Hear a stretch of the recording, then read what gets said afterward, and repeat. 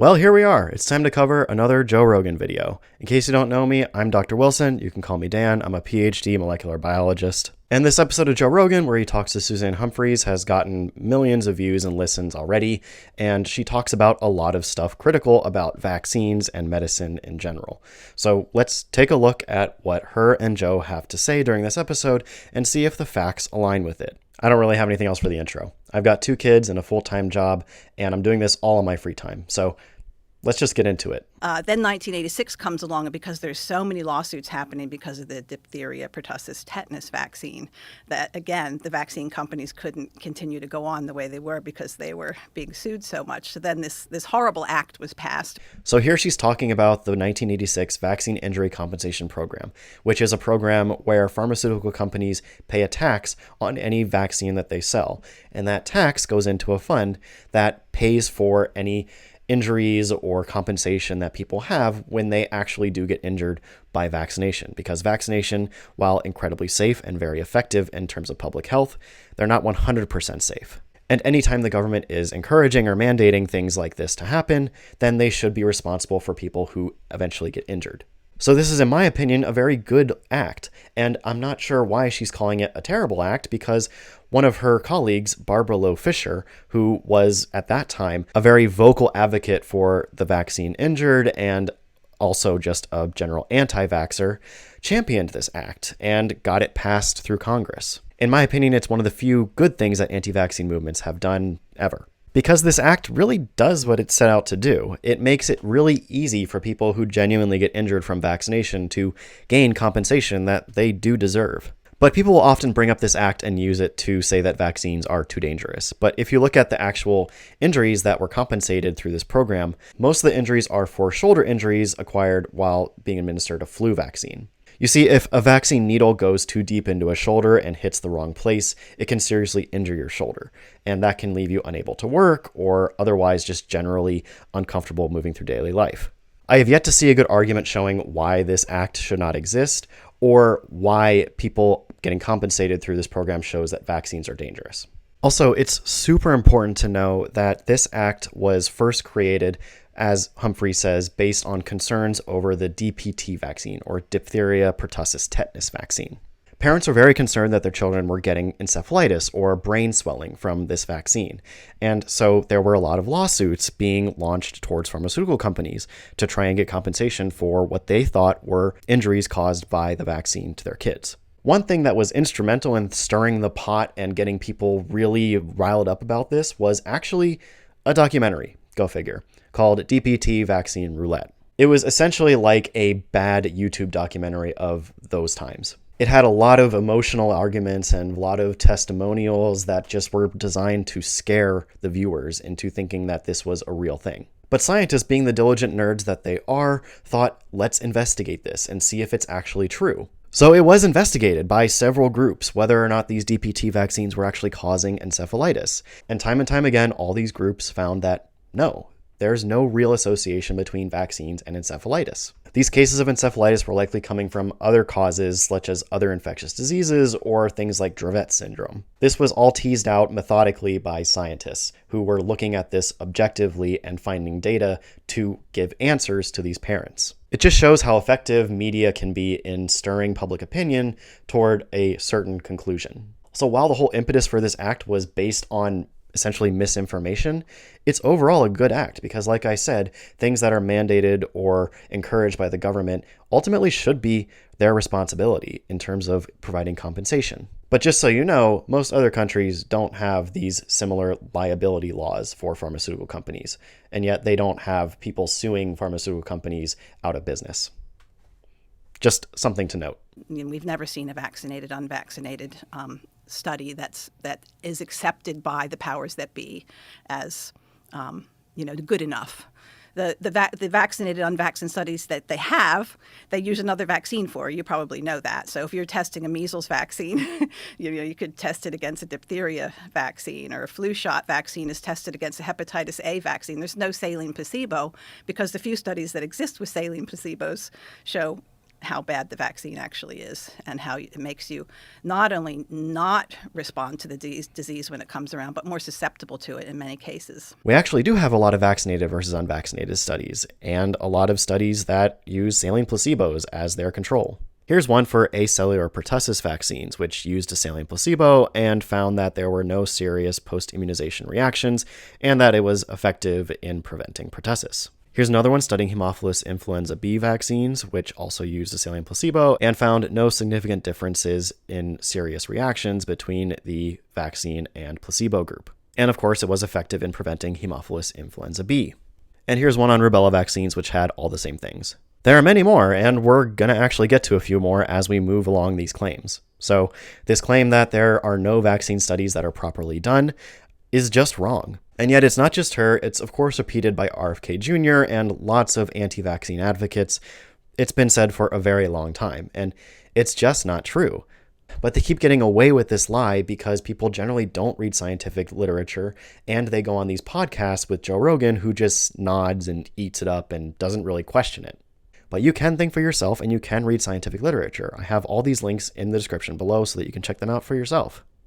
Have there been any instances where vaccines have been helpful? She doesn't answer this question directly across the whole podcast, and Joe never asks it again, but she never says anything positive about any vaccine. So I think we can assume that her answer is no. And it's wrong. Because for me, it was the influenza vaccines in 2008, 2009 that showed me without a doubt that vaccines can and do cause kidney failure and put people on dialysis, that does happen. Okay, so that's a big claim, but scientists, like I said, are diligent nerds. If you've thought of a question before, they've probably also thought of it and have already investigated it. So let's see what data there are on this question of do vaccines cause kidney failure?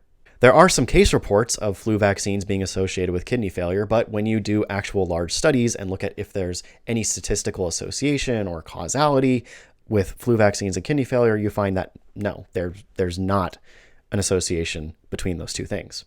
In fact, influenza vaccination in people age 65 or older who would be most vulnerable to acute kidney failure have a lower risk of acute kidney failure if they're vaccinated. So there is just no evidence to support this claim. And if she were seeing this in her clinical practice, I would have encouraged her to write up case reports and do longitudinal studies to see if this is a real thing. That's what good, diligent scientists do. They don't quit science and then go write a book about what they saw because nobody believed them. But since she didn't do that study, we can only look at people who did take the time to do those studies, and their results consistently show that flu vaccination does not cause acute kidney failure, and that it actually gives people a better chance of avoiding acute kidney failure if they're vaccinated. When you look at the historical timeline of polio, what do you think caused it to go, to essentially not be a problem anymore? Buckle in, because this is probably one of the more frustrating parts of this podcast.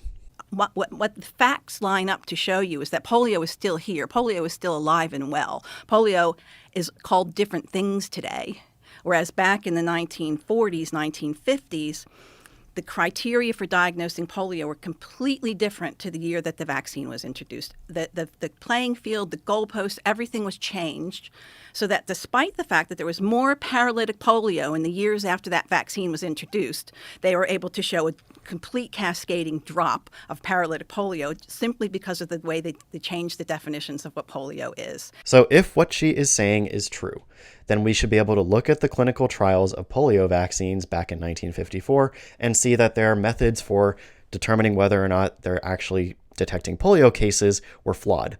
We should see that doctors were diagnosing polio haphazardly using minimal examination and minimal criteria. So is that the case?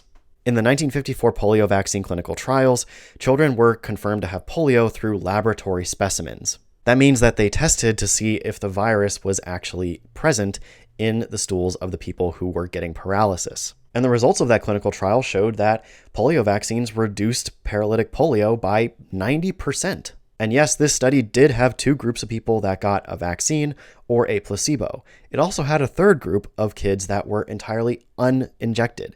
They didn't get vaccine or placebo. They were just observed, and the rates of their paralysis and polio cases were compared to the other groups. And the vaccine showed fantastic success in eliminating paralytic polio. But the problems with what she said don't stop there.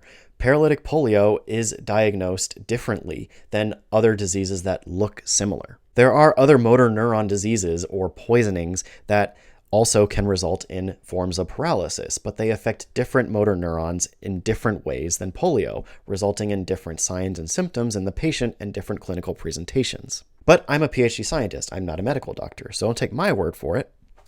Take the medical doctor's word for it, like this one. Hello, it's Dr. Laxton here to talk about the actual diagnosis of polio and whether it could be confused with other conditions. I am not a neurologist, however, I am a general internist working at a large academic center, and I teach physical exam skills as well as clinical reasoning to a lot of different trainees as an assistant professor of medicine. So Humphries appears to be suggesting that we used to lump in things such as DDT toxicity and arsenic poisoning with true cases of paralytic polio, which greatly inflated the numbers before the vaccine. And once the vaccine came out, we then started testing specifically for the virus, and that found the small number of polio cases and made it artificially look like the number of cases of paralytic polio dropped. And with that, she's claiming that the vaccine had no impact on the rate of paralytic polio. So the question I'm here to answer is, could we have mistaken all those other diagnoses for paralytic polio even without testing for the virus? And the short answer is probably not. So when you come to us a complaint that could be related to the nervous system, what we do is we try to localize the lesion. We ask questions and do physical exam maneuvers to figure out where in the nervous system the problem is, all the way from the top of the brain, known as the cortex, down through the white matter, spinal cord, nerves, and out into the muscles and the sensory organs that they supply. So the 1% of people that get paralytic polio, it tends to involve what's called the anterior horn cells. So those come out from the spinal cord and supply muscle. They do not supply sensory organs at all. Therefore, the people who get paralytic polio tend to have what we call flaccid paralysis, meaning the limbs are heavy and don't move at all very well. Polio tends to cause what we call asymmetric weakness, meaning one side of the body can be weaker than the other. It tends to affect the legs more than the arms, so the legs tend to be weaker, and it tends to involve the proximal parts of the limbs more than the distal, which means the thighs, so the part closer to the body, or the upper arms will be weaker than the lower arm or the legs. It also tends to occur a few days after a viral-like illness with fever, headache, sore throat, stiff neck, and occasionally a reddish rash known as a viral exanthem. There's also what's known as a bulbar form. Bulbar tends to involve the muscles of the head and neck as well as the breathing muscles. That's where the iron lung comes in that you often would associate with paralytic polio. So could DDT toxicity be mistaken clinically for polio without the PCR for polio? No. DDT toxicity is very different than poliomyelitis. It tends to involve the cortex, meaning that it causes things like dementia, learning disability, and in the acute toxicity, it can cause things like seizures, convulsions, or myoclonus, which is when the muscles kind of twitch. You may have experienced that when you're falling asleep. Sometimes the muscles suddenly jerk, and that's a myoclonic movement. So neuropathy, which is symptoms that involve the nerves that supply the hands and feet, involves numbness, tingling, and weakness, is incredibly rare with DDT toxicity. What about arsenic poisoning? Arsenic poisoning is also very unlikely to be mixed up with polio. The main reason is it causes a neuropathy, so it affects the nerves that primarily supply the legs and eventually can supply the hands if it becomes very severe. It tends to be a sensory neuropathy, meaning that there's very prominent numbness, tingling, burning. When you test the skin, there's a poor sensation, and when you do nerve conduction studies, you can see that these specific nerves are involved. The pattern associated with arsenic poisoning is also very different. It tends to be symmetrical, meaning both sides of the body are affected the same. It tends to be a stocking and glove. So these type of neuropathies affect long nerves first, which supply the legs. So it tends to climb up the legs towards the knees, and usually when the symptoms hit the knees, then you'll start to get it in the hands where the shorter nerves are found. This pattern is not seen with polio. Weakness only tends to start to occur with arsenic very late into disease or if it's extremely severe poisoning. Whereas in polio, the weakness is by far the most prominent symptom, and there's not the sensory symptoms that you have with arsenic poisoning. The other thing is that people with arsenic poisoning often have skin changes that are very typical. They can have changes in their nails, known as mesalines. They can also have hyperpigmentation of the skin, which you can see in this picture here, which would not occur with polio. Now, there always can be an unusual presentation of one of these diseases that could lead to some diagnostic uncertainty. However, a systematic misclassification of arsenic poisoning or DDT as polio is incredibly unlikely to have occurred. What's much more likely is that the vaccine was highly effective at eliminating polio from North and South America. Did you dive into pesticides? Yes, you have to dive into pesticides. Yeah. Because the tonnage of production of DDT absolutely mirrored the diagnosis for polio in the days. And the countries that still make DDT today is where we're still seeing this paralytic polio situation happen. Well, I can try to be nice about this, but in reality, this is just shockingly stupid. I have to be frank about that because we're talking about the most listened to podcast in the world right now, Joe Rogan, platforming this idea that polio was actually caused by pesticides. No. Let's just start with her claim that DDT use tracks with polio. Here's a graph of DDT use in the US and polio cases in the US. They don't track. It's true that back in the mid-1900s, DDT spraying was used to try and stop polio epidemics. This is because people weren't sure how polio actually spread. People thought it could be spread by flies. And so they sprayed DDT, a pesticide, to kill flies, which they thought carried polio. This is wrong, but the spraying would often occur in cities after a polio outbreak happened, not before. If DDT was causing polio, you would expect the DDT spraying to come first, then the polio to happen, not the other way around. Furthermore, DDT poisoning does not look like polio. They can be differentially diagnosed. And last, let's look at the claim that DDT use in the world now is where we still see polio. Well, let's look that up. DDT is used the most in India. This is to control populations of mosquitoes that can carry infectious diseases. But India is currently polio-free, thanks to vaccination. In fact, until the early 1990s, polio was hyper-endemic in India. It was everywhere, and it was causing an estimated 500 to 1,000 cases of paralytic polio per day. That's 500 to 1,000 kids getting paralyzed every single day from a vaccine-preventable disease, which is now prevented by vaccines. It's so sad to see Joe Rogan accept this all without question and expose his audience of tens of millions of listeners to it in the process. The only person to die of polio in the US in the last few decades was unvaccinated. That is not a coincidence, and more beliefs like this are going to cause more of those events to happen. It's not excusable, and it's not okay. I read this crazy statistic, and I still can't believe it's real, that 95 to 99% of all polio is asymptomatic. That's exactly right. So polio virus is what we call a commensal. Just like you have staph on your skin and strep on your skin, and it actually serves a purpose. It keeps other microbes in check as long as you don't get a cut and have not a good immune system to deal from the inside out.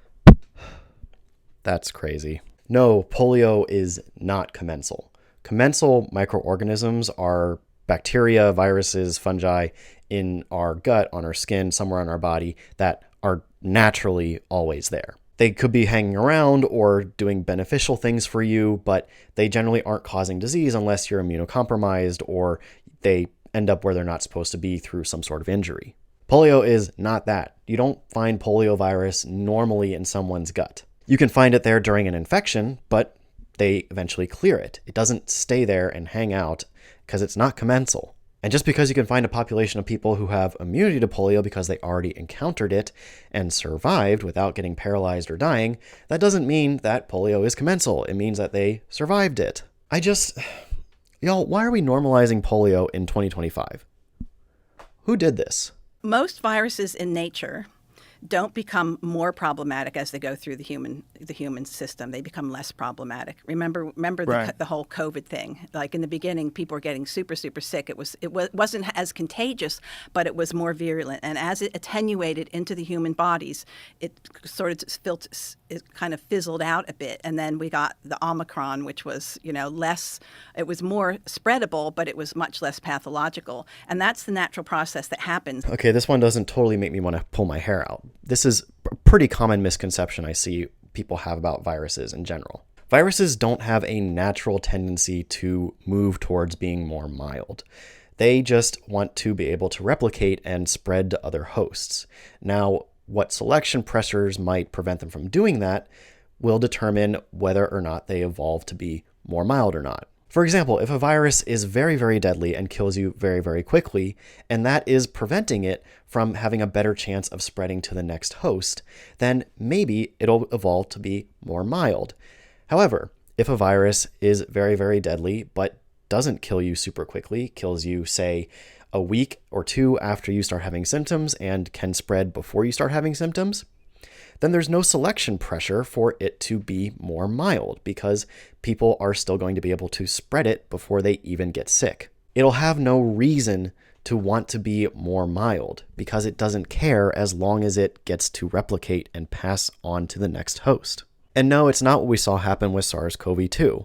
Over time, SARS-CoV-2 appeared to be more mild than when it first started in 2020 because more people were developing immunity to it, either through encountering the virus and surviving or through vaccination. Both of these things are going to, over time, make the virus appear more mild because less people will be dying from it because they have prior immunity. How do we know that this is the case with SARS-CoV-2 and that Omicron wasn't intrinsically more mild than, say, Delta or previous versions? Well, again, we have diligent scientific nerds who asked the question and found a way to research it and test it. Hong Kong was a unique population that recorded very few SARS-CoV-2 cases during their period of lockdown. But they also did not vaccinate their population much. Their vaccination campaign was not very effective, particularly in older people, a significant fraction of which remained unvaccinated when lockdowns lifted, and SARS-CoV-2 was able to spread amongst the population. By that time, the only variants of SARS-CoV-2 circulating were Omicron variants, and we could look at what those Omicron variants did to a population that was relatively unvaccinated and relatively naive to ever seeing SARS-CoV-2. And when these researchers did this, they found that Omicron had similar intrinsic severity to previous variants, meaning that it wasn't intrinsically more mild, it was just apparently more mild because we were seeing more people surviving it because they had immunity. It just again shows the importance of having prior immunity to an infectious disease before you actually encounter the pathogen, and vaccination is just the safest way to acquire that immunity. Today, the most common reason to see poliomyelitis disease from a virus. If you test for a virus, they'll usually find the vaccine virus. And that's why today we don't, remember when we were kids, because we're about the same age, I think, they would give us the sugar cube. Maybe you didn't, but I did. I got the sugar cube, and that was the live vaccine. Well, they stopped doing that because after a while, the only cases of polio, and it became so obvious that the only cases of polio we were seeing related to a virus when they tested for polio virus were vaccine strains. So then they started injecting us again. But the early injections caused more paralytic polio than it prevented. This is a really common one that I see, and it's just completely misunderstood by most people. But what you have to understand here is that there are generally two versions of polio vaccines. There's IPV and OPV. OPV is an oral polio vaccine that goes in the mouth and through the gut, and you get immunity that way. IPV is inactivated polio vaccine, which is injected into the shoulder. OPV uses a live virus that is weakened, but it can revert in the gut back to its what we call neurovirulent form and cause disease. With IPV, that's not a risk. It's inactivated. The virus is dead. It can't cause disease. But the advantage with OPV is that it's much easier to store than IPV, and it's much easier to administer. It just requires a few drops in the mouth rather than a trained nurse to give an injection in the arm. For that reason, OPV is often used in developing countries that don't have the health infrastructure or resources to support an IPV immunization program. So in those countries, there's still that risk of OPV reverting to its neurovirulent form and causing limited amounts of disease. However, OPV is better than nothing. For example, just in the US alone, before polio vaccination, sporadic outbreaks of polio caused as many as 18,000 cases of paralysis and over 3,000 deaths in the United States each year. Meanwhile, in 2012, with OPV being the primary use of polio vaccination in developing countries, worldwide, the amount of vaccine-associated paralytic polio in a single year in all of these countries combined was 400 cases. Let me be clear, those 400 cases of vaccine-associated polio are unacceptable.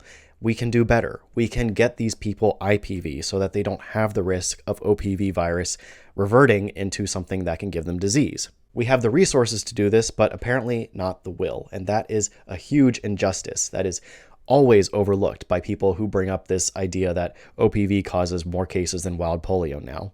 It completely misses and ignores the fact that in America, we use IPV and don't even have that risk, while developing countries use OPV and do have that risk, and we can do something about it, but giving them nothing would be way worse than using OPV alone. So when people like Humphries tell you that now there is more vaccine-derived polio cases than wild-type polio cases, ask them, would you prefer that we do nothing? Or ask them, hey, that's great. Do you support IPV? Me too. And just see if they say, yeah, I support IPV, so that we can eliminate that risk entirely.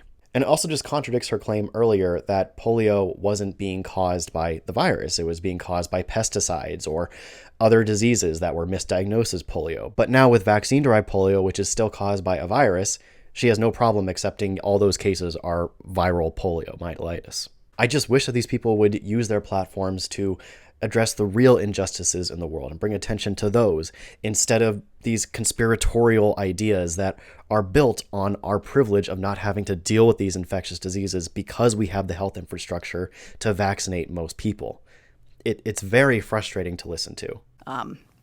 Injections, tonsillectomies were a huge cause of some of the worst cases of poliomyelitis. All right, so when I looked this one up, I was surprised to see that there is actually some truth to this, but also it's presented very incorrectly. It turns out that any injuries or muscle damage can provoke or help polio in its course of infecting you and your nervous system. This included but was not limited to things like tonsillectomies. Because after a tonsillectomy, the virus could have an easier time getting into the motor neurons of your oral cavity and then making its way into your central nervous system. But the person would already have to be infected with polio or be infected very shortly after their surgery in order for that to happen. So just to be clear, it's not the surgery causing polio, it's the surgery making people more susceptible to paralytic polio. But it's interesting to me that she doesn't point out that this is not an association that we see today. Tonsillectomies today are not associated with any forms of paralysis, including paralytic polio. Why? Because we have vaccines. One of the things that Brett Weinstein has explained to me is that aluminum is the concept is that giving someone a shot with aluminum in it and triggering an immune response, if they're eating certain foods during that time, they can then develop an allergy to those foods. Okay, let's mark that down as reason number 134 to not listen to Brett Weinstein.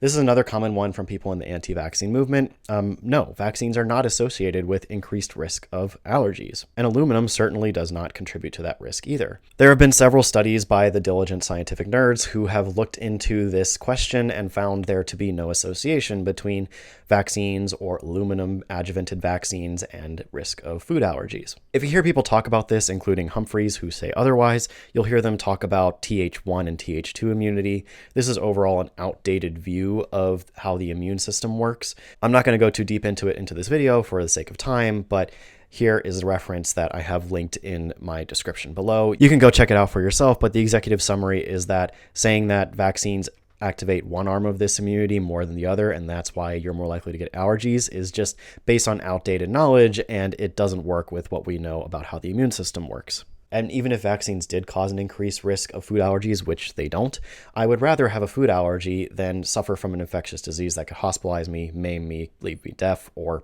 kill me. Like into the 1970s, 80s, and even recently, I have a reference from after the year 2000 that there was more bacteria and fungus in the smallpox vaccines than there was smallpox virus. So it was because they had this thing called pure lymph, which was pus that came out of the horse's foot or a donkey's pus skin or a cadaver of a human or a cow's ulcerating udders and scraped into glycerin and called pure lymph and marketed all over the world as look, Joe, this was our success. This is the one vaccine that eradicated a disease. Can you believe that fairy tale? Okay, hang on. I really want to make a video about this whole book. It's fascinating. The history of smallpox vaccines in America is crazy and so interesting. But here's what Humphries is not telling you. It's true that for much of the 1900s and before, smallpox vaccines were grown on cows by basically cutting into their abdomen and putting scabs from other pox diseases into that cut and then gathering the lymph. And that lymph will contain virus that can be used to make a vaccine. It was pretty messy and very sloppy, and by today's standards, pretty unsafe of a vaccine. In fact, up until the early 1900s, this process was actually completely unregulated. There was no quality control on these quote-unquote vaccine farms that were growing all these vaccines on cows to determine if they're of quality material or not. The claims of quality were all basically through word of mouth, and that resulted in some pretty bad incidents that I would love to talk about in a full video on its own.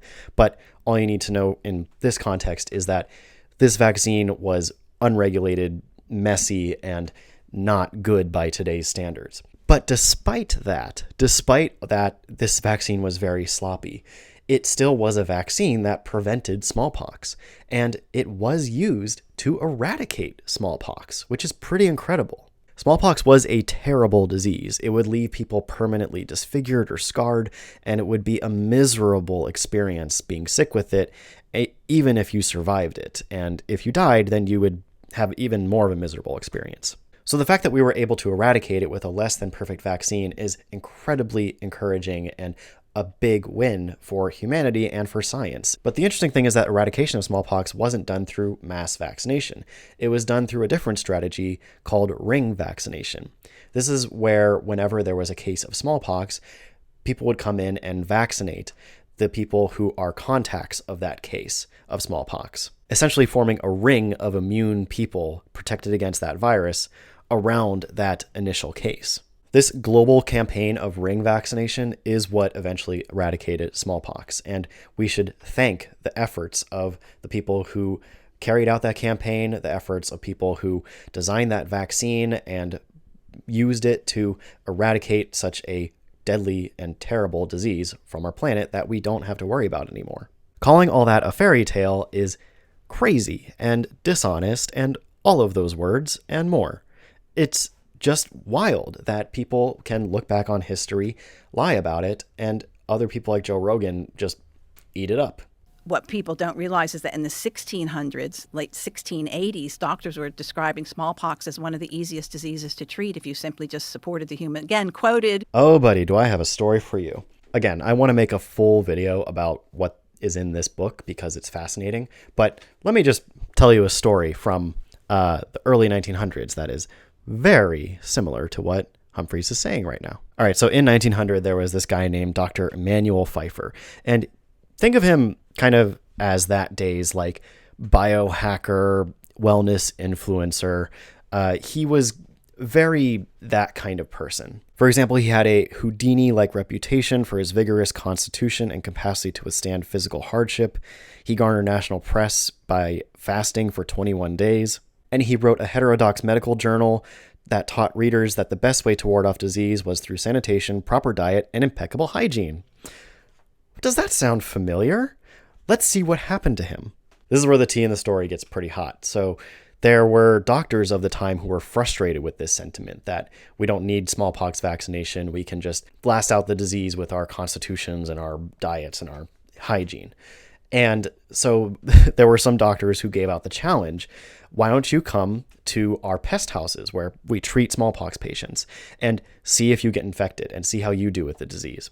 This is totally unethical. This is kind of bonkers for doctors to offer this, but it was a challenge that was offered back in the day. So Dr. Emanuel Pfeiffer accepts this challenge and goes to a pest house, and he comments on how clean it is. He goes and interacts with the smallpox patients, and he's not vaccinated, and he's not wearing any protective gear.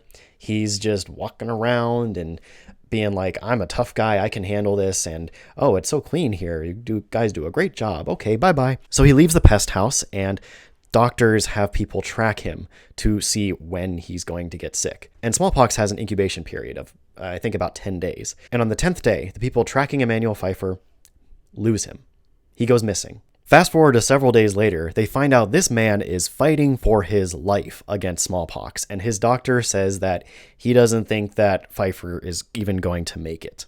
And the whole time, he was around his daughters, he was around his wife, his daughters were going to school. He was not taking any precautions to make sure that his smallpox case was not being spread to people around him. So it's a wild, insane story where a doctor offers this challenge, which is totally unethical. And this guy in his hubris, thinking that he can beat infectious disease with diet and the power of the mind, gets horribly sick and endangers other people around him. The early 1900s were truly crazy. So just to finish the story, the guy, Emmanuel Pfeiffer, gets horribly, horribly sick, almost dies. He does live, but he experiences the horrible, horrible effects that smallpox can have on him. He remained permanently scarred, and he, again, almost died. All because he claimed that he didn't need vaccination and could beat infectious disease for the exact same reasons that Humphries and Joe Rogan are saying they don't need vaccines today. Learn history, y'all. It really, really is important. Okay, so the diseases that there were never any vaccines for, we see the death rate come down at the same exact avalanche as the diseases that we did vaccinate for. I hear this claim so much, and I'm sure you've heard it too. So let's see if it's actually true. It is true that deaths from infectious diseases, including vaccine-preventable ones, were generally decreasing up until the point of a vaccine being rolled out, as you can see from graphs that anti-vaxxers like to show like this. And it's true that supportive care in hospitals, as well as sanitation, better housing, better food, all of those things contributed to better qualities of life and better chances of surviving or not spreading infectious disease. However, these things did not eliminate diseases that people can spread between one another. It reduced death rates, but it did not reduce case rates. And case rates includes things like hospitalizations, where people can get maimed or end up deaf or paralyzed. When you look at graphs like this, which show cases of vaccine-preventable diseases over time, you see that it doesn't matter what point in history the vaccine is rolled out, because all these vaccines are rolled out decades apart from each other. The cases always drop, almost to zero. And with those cases dropping, you don't have those hospitalizations where people suffer and end up with permanent disabilities. You don't have situations where people are dying from these diseases. Measles is a great example. Right before vaccination rolled out, about 500 kids died every year in the US from measles. Now that number is, well, it was zero. But every person who has died of measles in the US since it was declared eradicated was unvaccinated. That is not a coincidence. Another common thing that people might bring up is, what about scarlet fever? I know that Humphries herself in her previous content brings up scarlet fever as a disease that went away without vaccination. Well, it didn't go away. We still have scarlet fever today. It's called strep throat, but with a rash. And even today, it can still kill a significant number of children in the US. So no, scarlet fever did not go away, and we're still dealing with it. And it would be helpful if we could have a vaccine against it. But we do have antibiotics and better supportive care, so fewer people now die from it than back in the day when it was called scarlet fever more commonly. But just to drive the point home of vaccination being the reason that these diseases increase, again, I'll point to measles in different countries. Measles vaccines weren't rolled out at the same time in every country worldwide. They were rolled out at different times in different countries, some decades apart. But no matter when the vaccine rolled out, it was always at the time that vaccination rates increased that measles cases dropped. It wasn't before. This graph of England and Wales, United States, and Denmark shows the vaccine rolling out in 3 separate time periods, decades apart sometimes, and in every case, measles goes down right when the vaccine gets rolled out and vaccination rates go up. So yes, vaccines have had and continue to have to this day huge positive impacts on public health. And at the same time, water sanitation, better hygiene, better living conditions, all that also had huge impacts on public health. You can have both. Both can be true. You don't have to sacrifice one for the other, and you don't have to advocate for going back to a time when 500 kids a year in the US died of measles. If suffering can be prevented, we should prevent it. I think that's a pretty agreeable statement. Vaccines, while it might look like just a clear liquid, in order to make a vaccine, you have to have either a cow that you put ulcers on and scrape the pus off, or you can evolve it as it had evolved to maybe getting some tumorous cells that came out of a Cocker Spaniel's kidney, or monkey balls, or monkey kidneys, and you plate those cells out, and then you inoculate it with what you want to grow to put in your vaccine later. But in order to keep those cells alive, you have to put animal blood on it. You have to put different nutrients on top of it. You have to put antibiotics, kanamycin, things like that related to the COVID. It's important to demystify this a little bit. Here she's talking mostly about viral vaccines. Viruses need cells in order to grow. They don't do anything on their own without a host. So in order to create virus or viral components that can be used in a vaccine that is going to train your immune system to see, recognize, and fight that particular virus or viral parts, you need to actually grow the virus. We do this by using cells in labs to grow viruses, and these cells can come from a variety of different sources. It can be human sources, it can be monkey sources, it can be mouse sources. Lots of different kinds of cells can be used to grow virus, depending on the virus and what you're exactly trying to do. These cells are constantly grown in media that is just providing nutrients and growth factors needed for the cells to stay healthy and happy. When she says calf blood, she's referring to this ingredient called fetal bovine serum. This is an ingredient in most cell media growth cultures because it provides growth factors to the cells. These cells in a dish are outside the body, which means that they're not getting growth factors that the body is usually sending in order to tell the cells to divide and grow. So that's why fetal bovine serum is used to supplement cell media, which on its own just consists of sugars, vitamins, and things that you'd find in Gatorade. At the end there, she mentions antibiotics and having to put kanamycin and says that relates to COVID. I'm not quite sure what she means there, but I'll just move past that and explain the fact that antibiotics are put in cell media so that they don't get contaminated. So you want to have antibiotics in there in case just a stray bacteria gets in, despite the aseptic precautions that people take, and, prevent a bacteria from ruining a very expensive and very time-consuming experiment. But once the components you need to make the vaccine are made, then those vaccine components are taken away from the cells, and all of the cell material, all the cell proteins, the cell DNA, that's all taken away, and tests are done to make sure that it's not ending up in the final product in really high concentrations. But the important thing to understand is what you end up with are pretty much just the viral components that are going to teach your immune system to fight it. And those viral components, along with other things designed to keep the vaccine stable at storage conditions or to help your immune system give a little boost so that you don't have to have as many vaccines in order to get the same immunity, or to preserve the vaccine so that it can have a longer shelf life, those are all the components that generally make up a vaccine. So I encourage you to please think critically, ask questions, and if you're afraid of something, just try to learn more about it. Wonderful. So you have a product now that you can be not completely sure has any of these deadly microbes, but now has mercury, which the only places it's actually okay to have on the planet, mercury, is in vaccines, your tooth, or toxic landfill. Mercury components have not existed in childhood vaccines since 2001. There are mercury components in some multi-dose flu vaccines that are typically given to adults, but not to children. And there are still non-mercury flu vaccine options for adults as well. And in the spirit of demystifying things, mercury components were used in vaccines as a preservative in the form of thimerosal, which is containing ethylmercury. And this just prevents bacteria from growing during the vaccine's shelf life so that it can be shipped to parts of the world that need vaccines more than we do. It was removed from childhood vaccines not because scientific concerns, but because of theoretical concerns of being as safe as possible. In other words, it wasn't proven to be dangerous, but because people were worried about it, it was taken out.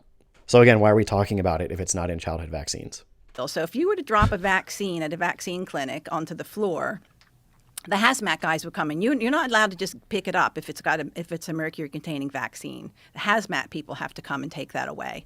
Yet we're okay to take a portion of that vial and inject it into a child, a 3-month-old child. How does that work? It doesn't sound logical. And that is unfortunately where Joe's questioning ends. Yeah, it's not logical. This is all made up. There are literally EHS and CDC guidelines on how to clean up these kinds of spills, and it does not involve a hazmat team. Like, it's just that simple. That's all you need to know about this.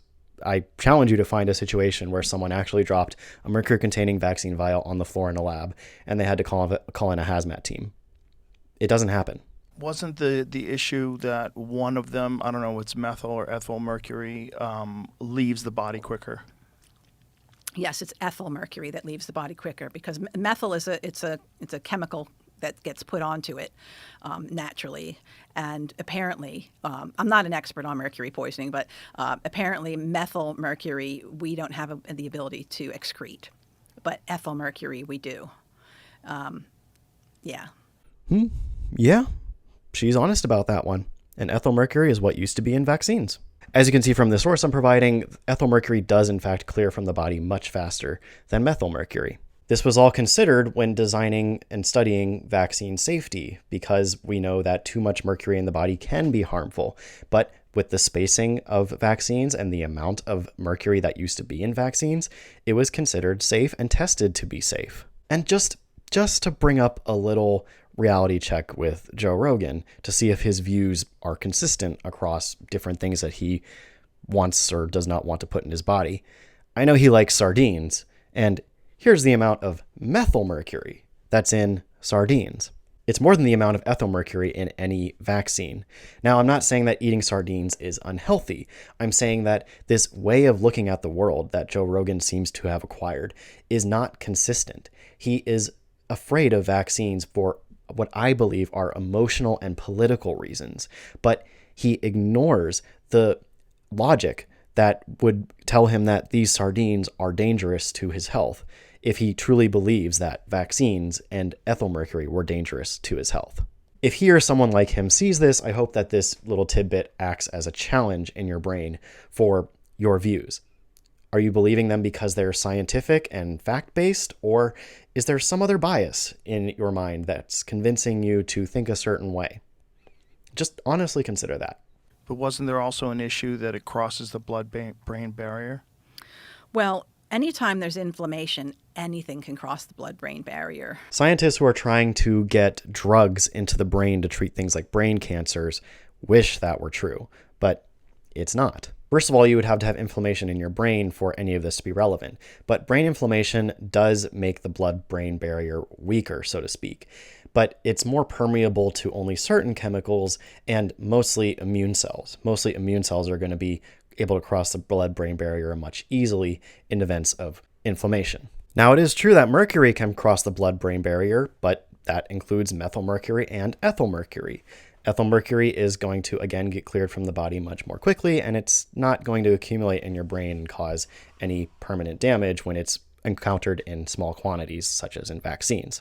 And even in dietary sources like fish, methylmercury is not going to be a problem for most people, unless you're eating obscene amounts of fish. I keep seeing Joe asking these one-off questions and then not trying to dig deeper into any of them in order to actually understand them. He's basically just repeating what anti-vaccine influencers have already told him and asking her, is this true? And of course she's going to agree with him. So I don't know what the point of this conversation is for Joe. Yeah. Like, how did you trick people into injecting, how many a year now for kids? What is it? In the 70s. I believe we're in the 70s. That's insane. Yeah. Joe, Google is your friend. It's okay to look stuff up. If you look up the vaccine schedule for America and you count up all the different doses, then even after including the 18 annual flu shots, if you were to get them every single year, then by age 18, you would have 54 doses of vaccines, not 72. This number keeps coming up by RFK Jr., by Humphries, by lots of different influencers. It's made up. It is not true. That number 54 can be a little more, a little less, depending on specific situations. But again, if you were to get all your flu doses and all of the recommended vaccines, then 54 would be your approximate number. So ignoring the fact that they have to inflate or lie about this number in order to make it seem bigger and scarier, this number just reflects the fact that we are vaccinating for more infectious diseases because we can prevent them. Why is that something to be weirded out about or say it's crazy or we need to be convinced of? It's not hard to convince me as a parent of 2 kids that I want to protect my kids from as many infectious diseases as possible. There's a reason pediatricians vaccinate their own kids for all of these infectious diseases that are preventable. How did they pass this off? Look at the media today. Do you know that they're giving COVID vaccines to 6-month-old children now? We know how bad it is. We know that it ruins stem cells in pregnant women. They don't give stem cells to their babies. The industry's upset because the placentas no longer have stem cells. They used to use those stem cells in research and cosmetics, etc. They're not getting them anymore because of what the COVID shots did to the placentas and those infants. What? If COVID vaccines were depleting mothers' placentas of stem cells, oh my God, that would be incredibly obvious, and lots of babies would be very sick or never be born. Do you need me to tell you that this isn't happening? Because it's not happening. Well, luckily you don't just need me to tell you, because the diligent scientist nerds have already investigated stuff like this, and they have found that mothers who have been vaccinated with COVID-19 still are able to produce the stem cells that successfully differentiate into stem cells that go to the placenta. I mean, come on, this is ridiculous. And so that's why the truth gets locked down over COVID. We know, look, you've seen the athletes dropping dead. You know about the cardiomyopathies and the pulmonary emboli and all that kind of thing. Nobody's talking about the stem cells that the newborn babies are born without. Nobody's talking about the fact that there are now death doulas to deliver dead babies. Like, that wasn't even a thing before. First of all, a death doula is someone who just assists a dying person through the process of dying. It's not exclusively a term for doulas who are delivering stillborn babies, which is a thing, unfortunately. And I've found this book reference from way before COVID-19 explaining that this is a job that doulas sometimes have to experience. So yeah, she's making this up, but we can use our brains and take this a few steps further and ask, if this is true, what will we expect to see? We would expect to see a higher rate of stillbirths with mothers who were vaccinated with COVID-19. Is that true? No. Again, the diligent nerd scientists have studied this, and they have found that mothers who are vaccinated against COVID-19 have a lower risk of their babies being stillborn or born prematurely.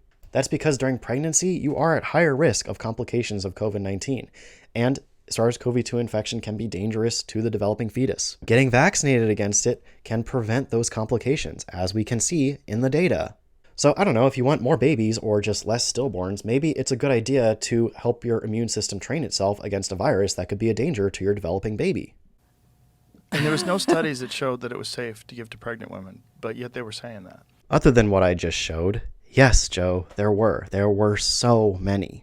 Safety of COVID-19 vaccines during pregnancy was not studied during the clinical trials of COVID vaccines. That's because pregnancies during clinical trials is a complication that is often attempted to be avoided by the researchers. There are ethical reasons for that, because if you're trying to test a new drug or vaccine, you generally don't want to test it on pregnant people first. But after the clinical trials, there were a lot of studies into what happens when people get vaccinated during pregnancy and then have a baby. Is it safe for the baby? Well, as I just showed you, yes, it reduces the risk of stillbirth or preterm birth. There were also observational studies following tens of thousands of women who got vaccinated for COVID-19 during their pregnancy at different times in their pregnancy and followed through to the birth of their child. And those studies overwhelmingly showed that the vaccines were very safe for pregnancy and had protective effects for both the mother and the child. All of these studies are very easy to find and free to read. So again, Joe, if you're not going to do the work to do the basic amount of effort to learn about a very important topic before you talk about it to tens of millions of listeners, then just don't talk about it. Because there's incentive given to hospitals and doctors, which is what naively I was on the other end of when I woke up in 2008 and said, wait a minute, why are we doing this stuff to my sick, inflamed patients? You're giving more inflammation. It's because the hospital would lose something like $40,000 if they didn't give a vaccine within the first 24 hours of admission. Oh my God. Oh my God. So this is not only not true, hospitals could make way more money by not vaccinating, because once you get sick with that vaccine preventable disease, the drugs and supportive care required to help you survive are going to cost way more than the vaccine does on its own.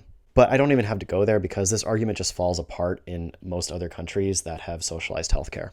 In those countries, their healthcare systems are not for profit. They put people first. and yet they still vaccinate and encourage people to get vaccinated in order to protect themselves and others around them. Okay. There was a movie where Leonardo DiCaprio was young and he was sick, and his doctor was prescribing cigarettes to him. Oh. And like the mother was saying, "Did you smoke your cigarettes that the doctor told you to?" You're like, "You're not smoking. Like, you need to keep up your health." Like, why is it always a movie that people like Joe get their information from? I mean, just read a history book. Why is that hard? And I have a whole video about the tobacco industry and scientists. It's one of my favorite videos that I've made, because the truth is that scientists and scientific community in general knew that smoking was bad for you hundreds of years ago. It just wasn't until the quality of molecular evidence was able to make it an undeniable fact that smoking directly caused cancer that public perception was able to be kind of pointed away from all the tobacco industry's propaganda on the subject. So the point is that scientists and doctors as a community weren't bought. It's just the tobacco industry's propaganda drowned out the voices of the general consensus of the scientific community for a very long time. And that is a concerning fact to know, that companies can do that. Anyway, I'm glad we can agree that smoking at least is bad, right? Well, there's something to that, because about the nicotinic receptors, and the smokers got less COVID than the rest of us, and I there's did definitely hear a about protective that. effect. Well, also, doesn't nicotine kill COVID? Come on. Really? We're going here? We're saying that smoking is good for you when it comes to COVID? What? Why? Let's ask the diligent nerd scientists again. The answer is no.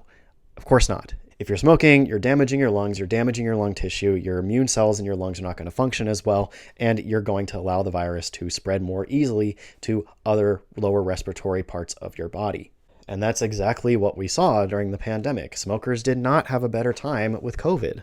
Even if you're going to say it was just the nicotine, then just do the nicotine patch. But even the quality of evidence there is terrible. It's not supported that nicotine is a valid treatment for COVID or long COVID or anything like that. But don't go implying that you are better off as a smoker than a non-smoker when it comes to COVID. Come on.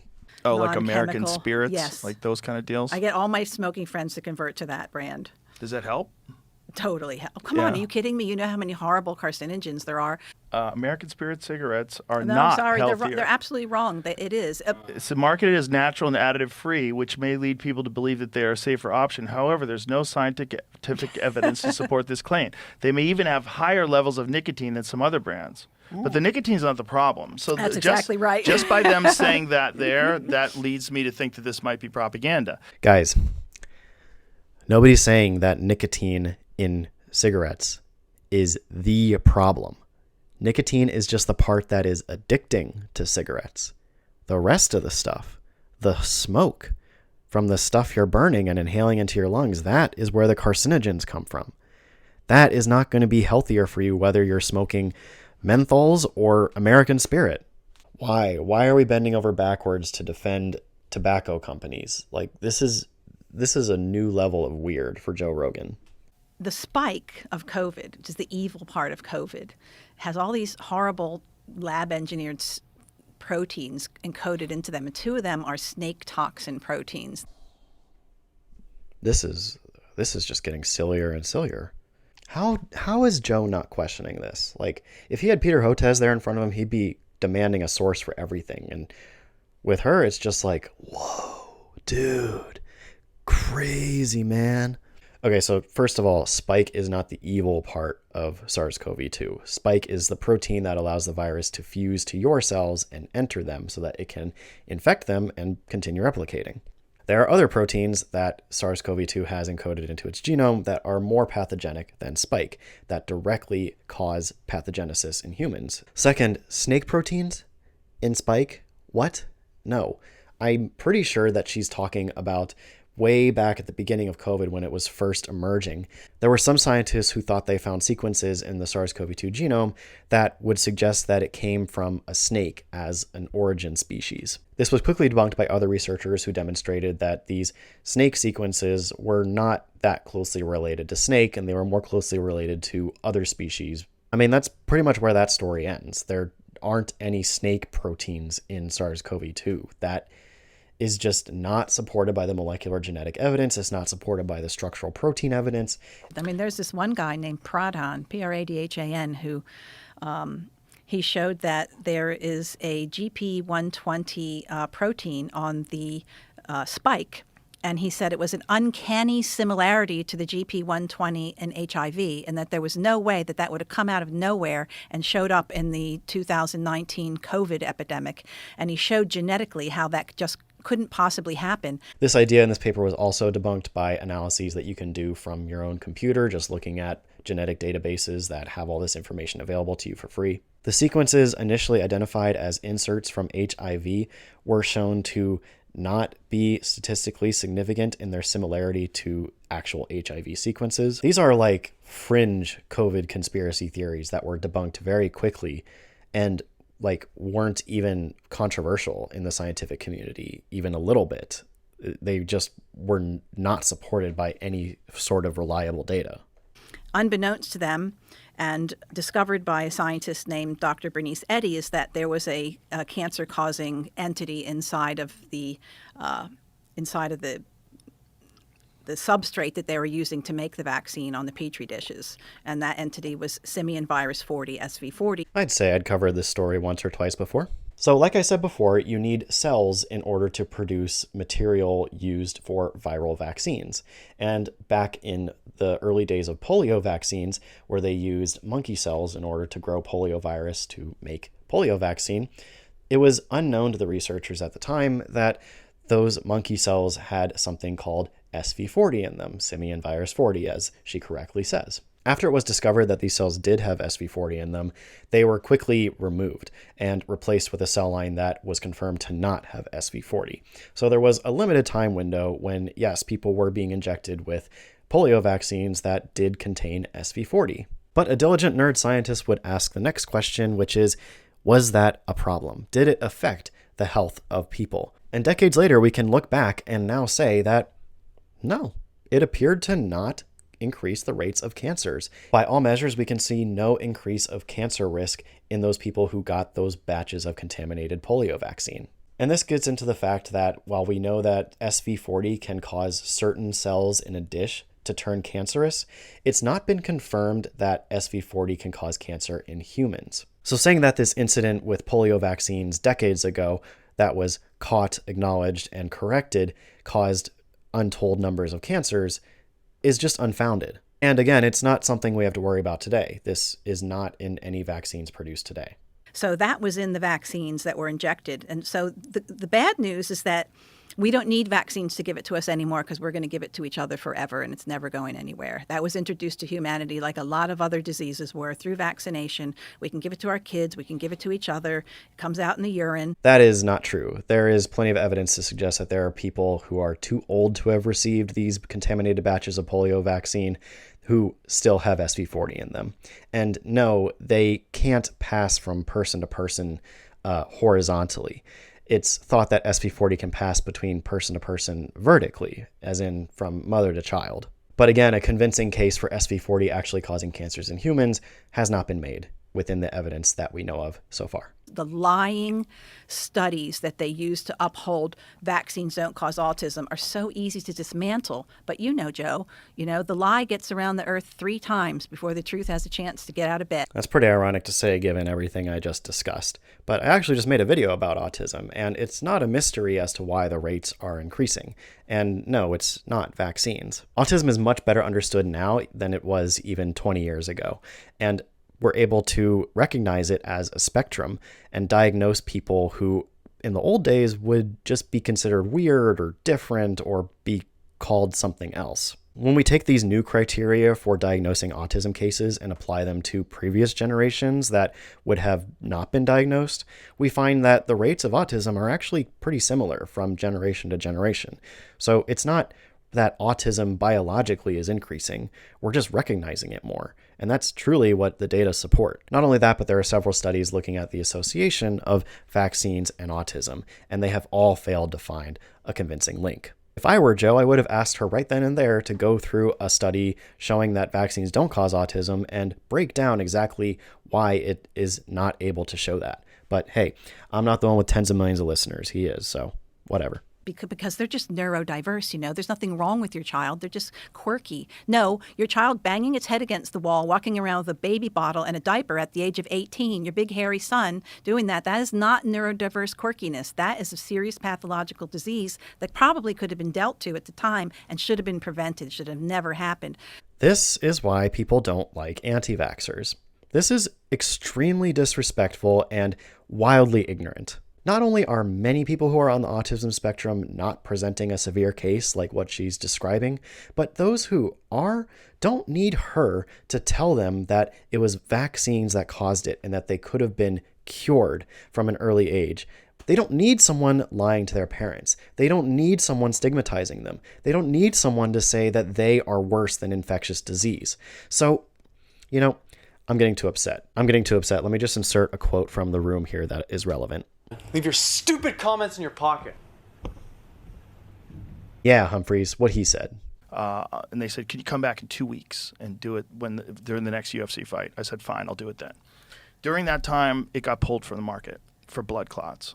This is Joe telling his story about when he went to get vaccinated for COVID, but then didn't because the J&J shot got taken off the market, and that is true. Its rollout to the market was halted so that they could investigate this signal of 6 blood clots in 6 million doses. So that's 1 in a million. This turns into a longer story, which ends in the fact that the J&J and AstraZeneca COVID vaccines, which were based on adenoviral vector technology, had a risk that the mRNA vaccines did not, which is that they caused these particular kinds of blood clots, which, if not treated or not recognized soon enough, could be deadly. So the recommendations went with the safer vaccine options produced in part by smaller pharmaceutical companies relative to the other ones producing the adenoviral vector shots. This has important context for a little bit later. You'll see.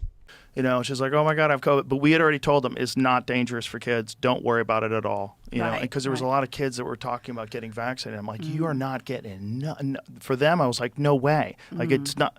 I'll do it if I have to work. But what made you say no way? Like, what did you think about it that you didn't even want your child to get it just in case? Totally unnecessary. So no need to risk it. Totally unnecessary. So let me get this straight. It was unnecessary that about 2,000 kids under the age 18 in America died of COVID before 2023 was over. And it was unnecessary that tens of thousands more were hospitalized and had complications requiring hospitalization of COVID during that time as well. Preventing that was just unnecessary.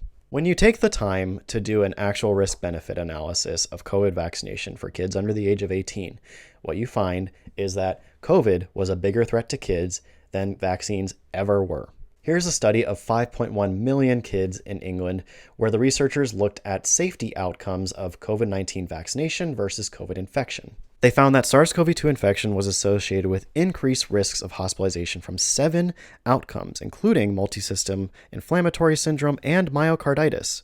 But when the children were vaccinated, these risks were largely absent from infection. Vaccination for kids under the age of 18 was safer than COVID infection. That is consistent across fields and across the literature. You can look no further than data in America showing that COVID was a leading cause of death in children between the ages of 0 and 19. If you're going to seriously look at these numbers and tell me that COVID vaccines were ever a leading cause of death for kids between the ages of 0 and 19, then the propaganda has worked on you. I got both of my children vaccinated for COVID-19 because I love my kids, and I would not want them to take the fork in the road that was the riskier option. How does that make any sense? My kids had a low risk of dying from COVID. Yes, it was an extremely low risk of them dying, but they also had a risk of getting sick from it and suffering from it. I don't want them to suffer. I don't want them to experience that pain. When my son was less than a year old, we had to take him to the hospital for RSV, and he was there for 4 days. It was expensive, scary, miserable, and I would not wish it on people, and I would want to prevent it if I could. And wouldn't you know that RSV was the only respiratory disease that we could not protect him against that season.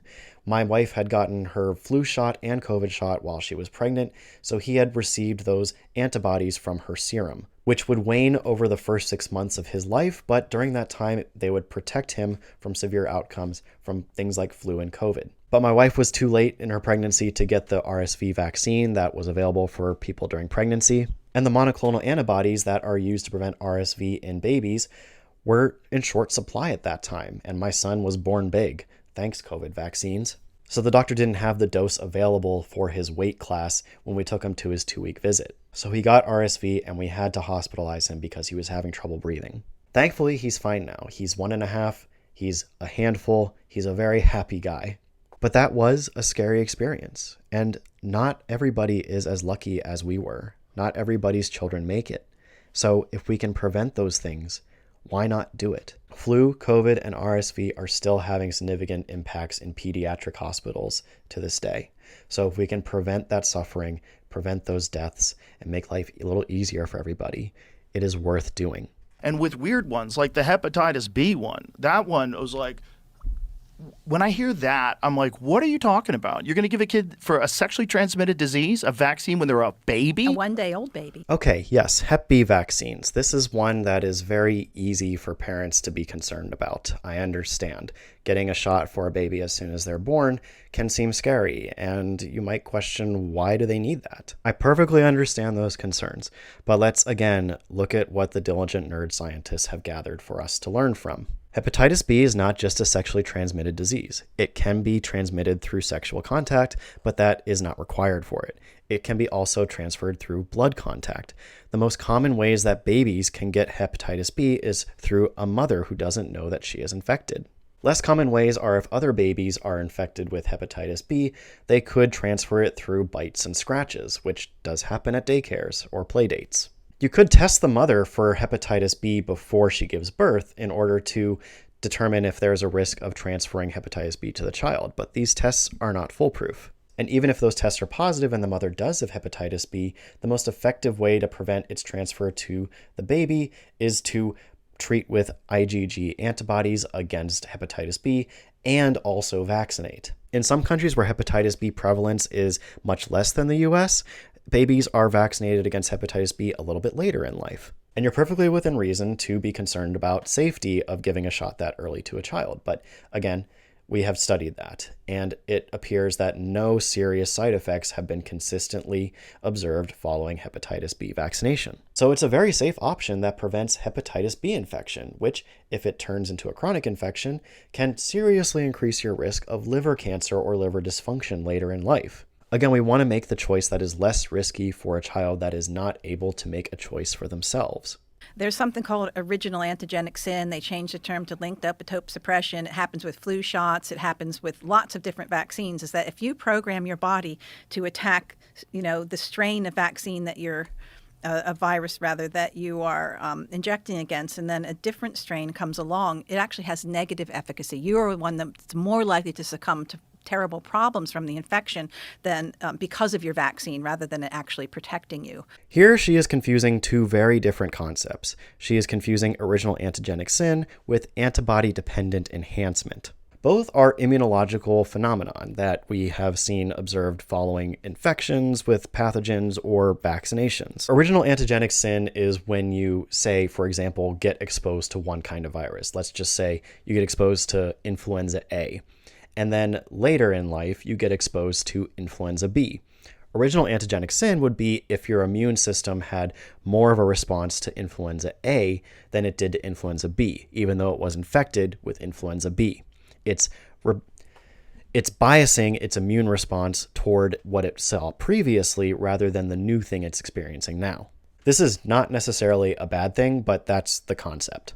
Antibody-dependent enhancement is something entirely different. That's when you get infected with, say, influenza A, and then you get infected with influenza B later in life, and it turns out the antibodies that your body made to influenza A are helping influenza B infect your cells better than it would otherwise. This is not a phenomenon that actually happens with influenza A and B. I'm just using it as an example. This has been seen with things like dengue virus and previous versions of RSV vaccines. And it's not hard to spot. You would simply see that people who are vaccinated against whatever disease you're vaccinating against are doing worse when they encounter the actual pathogen than those who didn't get vaccinated. We see that people who are vaccinated against SARS-CoV-2 have very high protection against severe outcomes like hospitalization, ICU admission, and death, relative to those who were not vaccinated.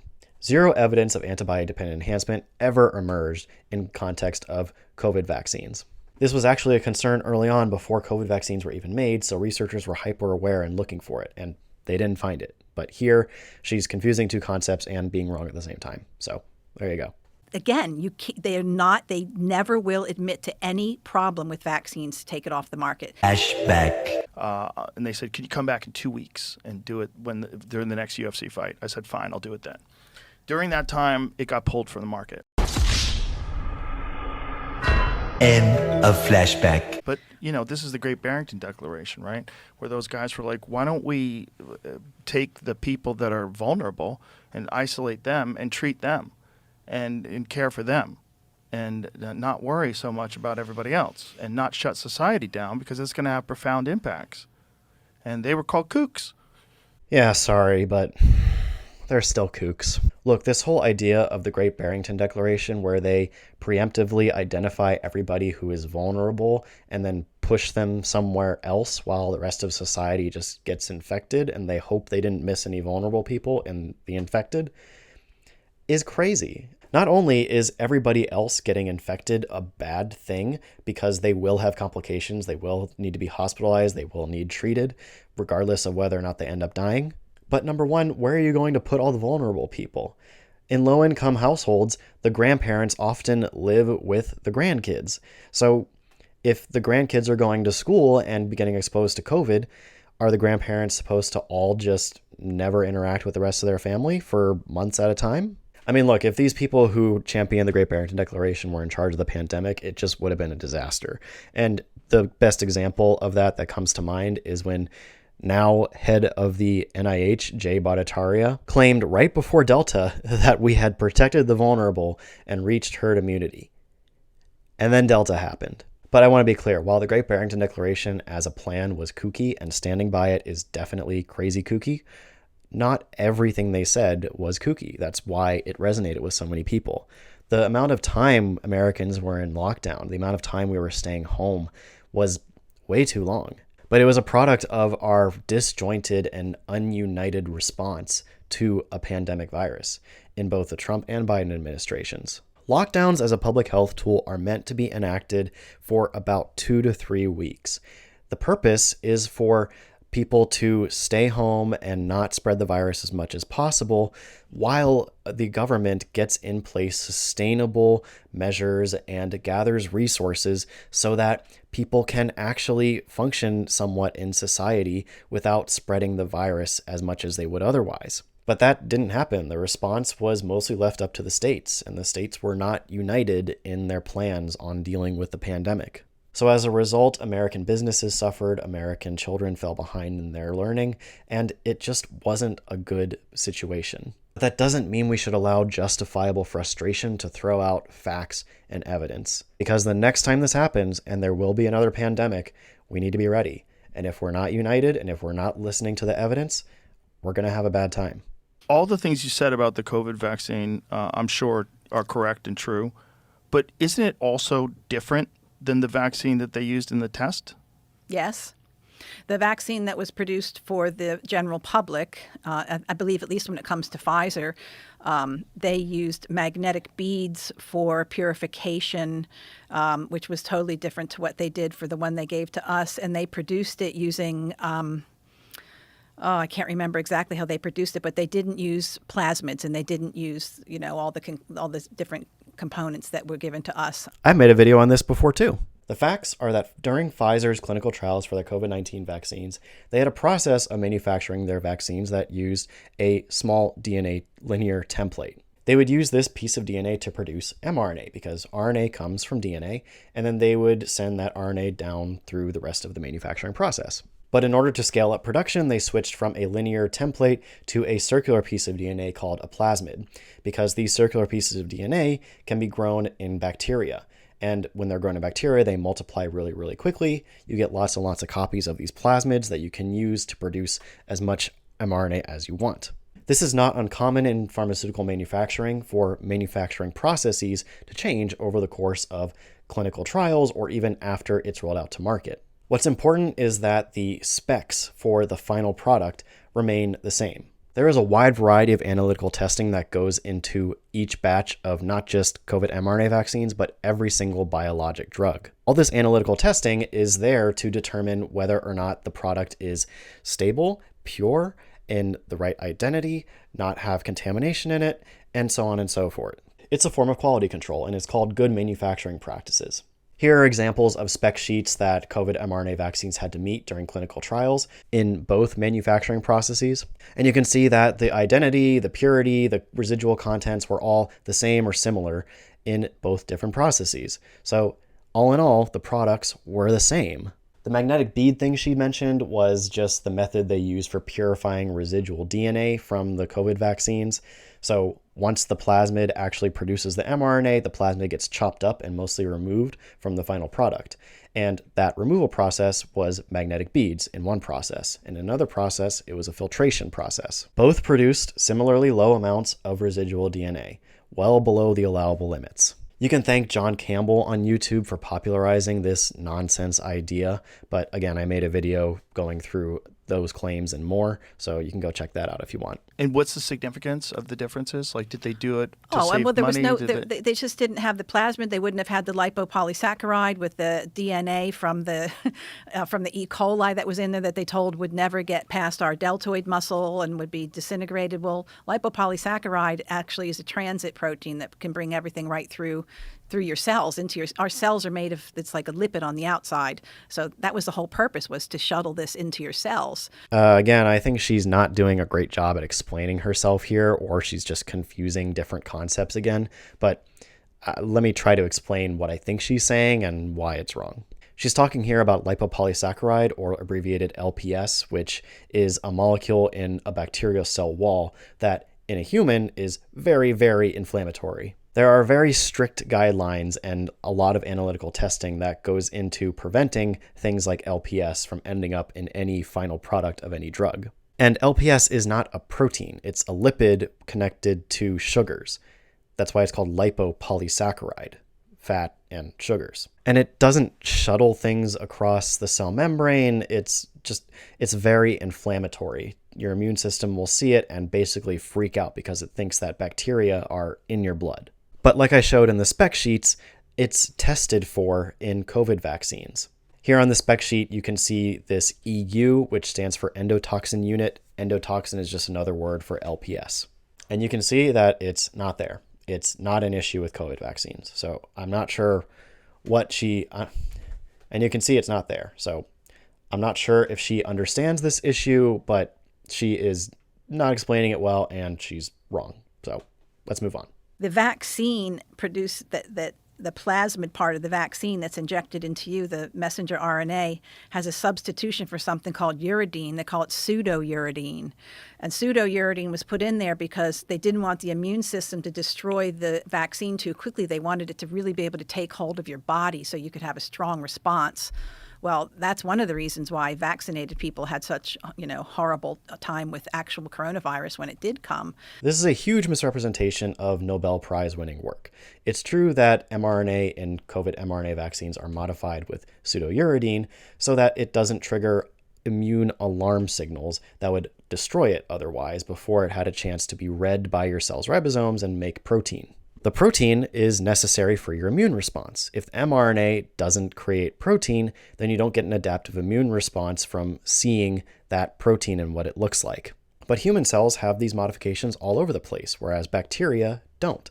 It's a way for our innate immune cells to recognize the difference between our RNAs and bacterial RNAs. So it does not actively weaken the immune system. It's like saying if I made myself invisible and then walked down the street, that cameras would not pick up other people walking around. The modifications serve just the RNA to last longer in the body so that it can produce protein. It does not directly affect your own immune system. And again, if this were true, you would expect people who got vaccinated to have not done as well against COVID as people who didn't get vaccinated. But we see that people who got vaccinated did do better.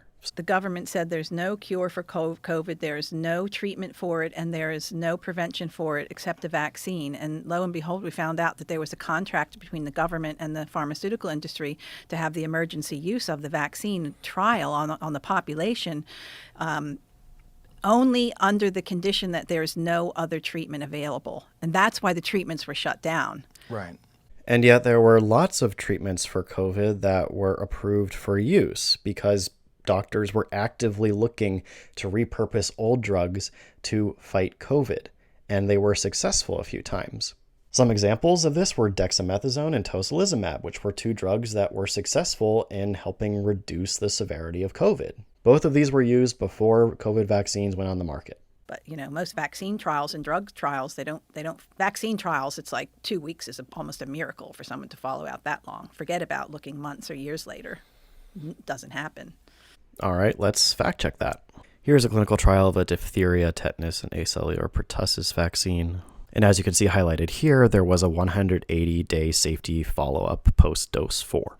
Here is a 10-year follow-up of a HPV vaccine for immunogenicity, effectiveness, and safety. Here's a clinical trial for Moderna's mRNA flu vaccine where the participants were followed for at least a year.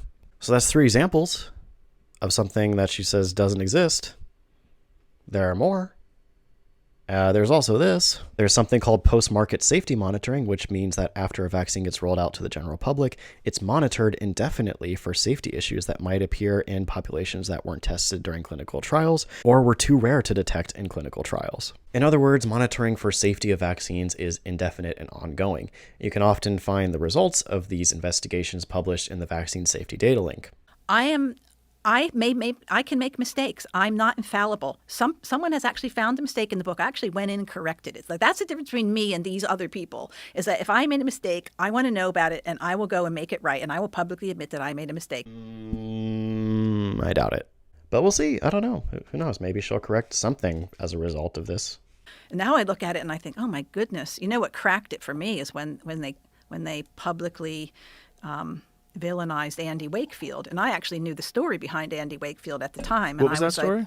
If you want to defend Andrew Wakefield as a good guy, you're going to have a pretty hard time doing that. As part of his very unethical study on autistic boys, he perforated one of the boys' colon multiple times during a colonoscopy that was not medically necessary.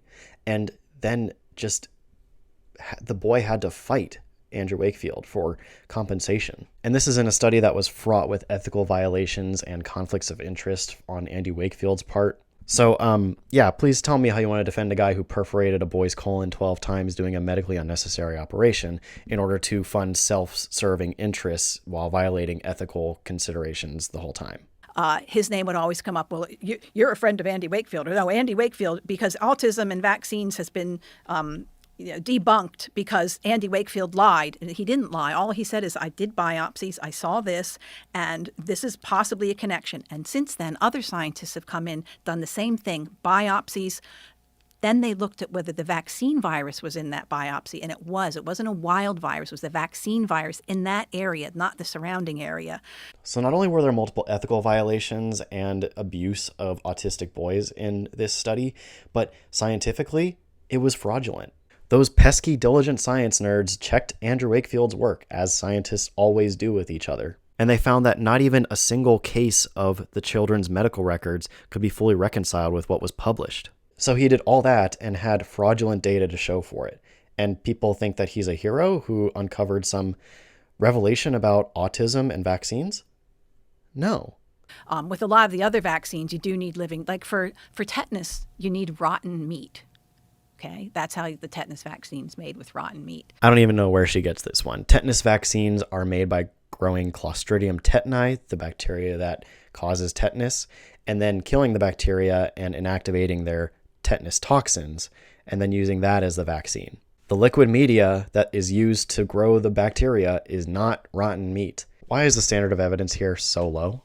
But in today, I've treated tetanus. Let's just put it that way. I've treated several cases of tetanus. One of the cases was a neurologically diagnosed tetanus. So tetanus is treatable. You can get on it early. Rabbit studies have shown that if you give vitamin C, if you have a good high vitamin C level before you put glass with tetanus spores on it inside the skin of a rabbit, that you can prevent the tetanus from happening. Even if you give the vitamin C at the time of the injury, you can prevent it from happening. If you give it after the event, the death rate goes down to, very, very low, if not zero. Oh my God, she's going to kill someone. She's going to kill someone after being on this Joe Rogan podcast. Someone is going to treat tetanus with vitamin C, and they're going to die. Vitamin C does not cure tetanus. You don't need me to tell you that. Even being as generous as possible as I searched the literature, I could only find one uncontrolled case study. unblinded, non-randomized, and very small sample size study that even had a hint to suggest that vitamin C could help with tetanus. If she claims to have treated people with tetanus using vitamin C, do a study. Be a diligent nerd scientist and do the study. If you have the results, show us. But until then, don't go on a podcast and say, hey, treat this back-breaking seizure-causing disease with vitamin C. There is no evidence suggesting that vitamin C treatment of tetanus makes tetanus deaths go down to almost zero. But you know what does make tetanus deaths go down to literally zero? Vaccination. Treated with high doses of magnesium, high doses of vitamin C, local wound care. That's the best thing that you can do. Up to you if you want to go get jabbed for tetanus after you learn everything about it. You know, we can point to a real-world example of a doctor following this advice. In case you don't know who Dr. Paul Thomas is, let me introduce you to him. A 6-year-old patient of his got tetanus from a head wound, and he advised the parents of this patient to go to a homeopath and recommended supplementation of fish oils. The kid went on to spend 2 months in the ICU, requiring intubation, a tracheotomy, and a feeding tube. The kid almost died. Again, just as we saw 100 years ago, we see the same kinds of arguments from people saying that they can treat disease with just natural vitamins and having good health. But that's not always the case. And time after time, throughout the ages, the people who adopt these treatments or have the treatments chosen for them end up suffering. And that suffering is unnecessary. It is preventable. But people choose not to follow the science, and they choose the more dangerous paths for themselves or the people they are responsible for. And stuff like this happens. This is child abuse. Not getting your child evidence-based treatment when you know that they are at risk for something like tetanus is child abuse. It's like if you take your 2-year-old and don't buckle them into a car seat and then go driving on the highway, you are liable for whatever happens to them if you get in a car crash, and you would probably be found liable of child abuse. In my opinion, it's no different here. And again, medical reference after medical reference. I don't make this stuff up. I just report what I read. Yeah. It's crazy that they just kick you off YouTube for reporting studies. She's not citing studies, and I'd say you're better than this, Joe, but at this point, I don't think you are. Eye surgeons and neurosurgeons. There's a lot of amazing work being done by medicine, but then there's also the pharmaceutical drug company, which, when attached to that and to the money people, they want to make more money every time they can. Every quarter, they want to have a bigger quarter, they want a bigger house, they want a bigger jet, and they just keep going. Okay, let me end this video with something that I actually agree with Joe on here. The for-profit healthcare system that we have in America and the hyperfixation on profit by pharmaceutical industries is not good for patients. I hate when pharmaceutical companies are more committed to shareholders than they are to patients. A pharmaceutical company could be doing well, putting out great products that are really helping people. But if that stakeholder doesn't see numbers go up, then he'll be like, number not go up mean I don't have more money. I want more money. Why number not go up? Make number go up. And as a result, not everybody gets to benefit from scientific advancement equally. Impoverished people have less access to healthcare. Rare diseases get less attention. Tropical diseases get less attention. And people in developing countries don't get to benefit from the advancements and products that are put out because they're not rich enough to afford them. It's a real shame, and I hate how it works. But baby, that's capitalism. And Joe, you're part of it. You support it in a lot of your other views. So in my view, those beliefs are inconsistent. If you're going to believe something, stand 10 toes down on it and have a spine about it. Because not listening to science in America, defunding science in America, and electing science deniers to high-ranking positions is going to get us many steps backwards and away from those goals of having the scientific advancements that we have actually help us and help the people who deserve to be helped. Anyway, I'm exhausted now, so I'm going to end the video. I hope you have enjoyed it. I hope you have learned from it, and all of the links to all of the science that I talk about in this video are in the description below. So please check those out if you want to learn more and do more reading. Thanks for watching, and I don't know when it will be, but I'll see you in the next video.